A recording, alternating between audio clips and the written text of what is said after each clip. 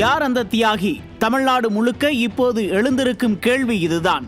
தமிழ்நாட்டின் இண்டு இடுக்குகள், மூளை முடுக்குகளில் எல்லாம் ஒட்டப்பட்டிருக்கும் போஸ்டர்களால் கதிகலங்கி போயிருக்கிறது திராவிட மாடல் அரசாங்கம். 1000 ரூபாய் கொடுப்பது போல் கொடுத்து 1000 கோடி அமுக்கிய அந்த தியாகி யார் என்ற வாசகங்கள் அடங்கிய போஸ்டர்களும், டாஸ்மாக் ஊழல், பாட்டிலுக்கு 10 ரூபாய், விற்பனையில் 1000 கோடி, உரிமம் பெறாத பார்கள் மூலம் 40,000 கோடி ஊழலா என மக்கள் கேள்வி என்ற போஸ்டர்களும் தமிழகம் எங்கும் ஒட்டப்பட்டுள்ளன.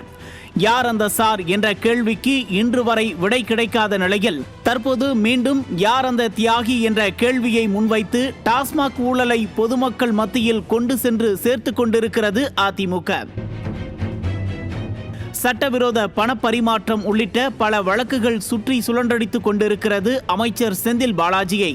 ஆனாலும் அவரை அமைச்சராக்கி அழகு பார்த்தே தீருவோம் என்று கங்கணம் கட்டிக்கொண்டு டாஸ்மாக்கையும் அவருக்கே எழுதி கொடுக்காத குறையாக அமைச்சராக்கி அராஜகம் செய்து கொண்டிருக்கும் திமுகவின் திட்டத்தில் ஏற்கனவே மண்ணள்ளி போட்டிருக்கிறது உச்சநீதிமன்றம். செந்தில் பாலாஜி அமைச்சராக தொடர விரும்புகிறாரா, ஏன் விசாரணைக்கு ஆஜராகவில்லை என்று கேள்வி மேல் கேள்வி கேட்டு 10 நாட்களுக்குள் பதிலளிக்க உத்தரவிட்டு மேற்கொண்டு கால அவகாசம் வழங்கப்படாது என்றும் நீதிபதிகள் அமர்வு திட்டவட்டமாக தெரிவித்துள்ளனர்.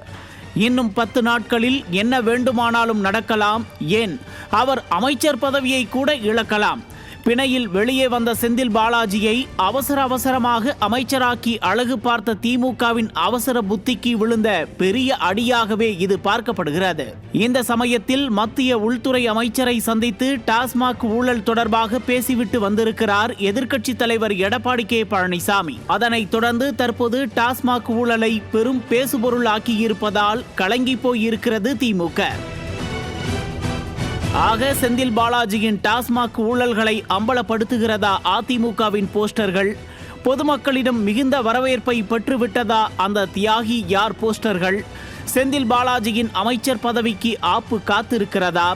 மீண்டும் மீண்டும் பிரச்சனையில் சிக்கி தவிக்கிறதா திராவிட மாடல் அமைச்சரவை என்பன போன்ற கேள்விகளுக்கான விடை இன்னும் சில நாட்களில் அனைவருக்கும் தெரிந்துவிடும். நியூஸ் ஜே செய்திகளுக்காக இணையாசிரியர் மனோஜ்குமார் கோபாலன்.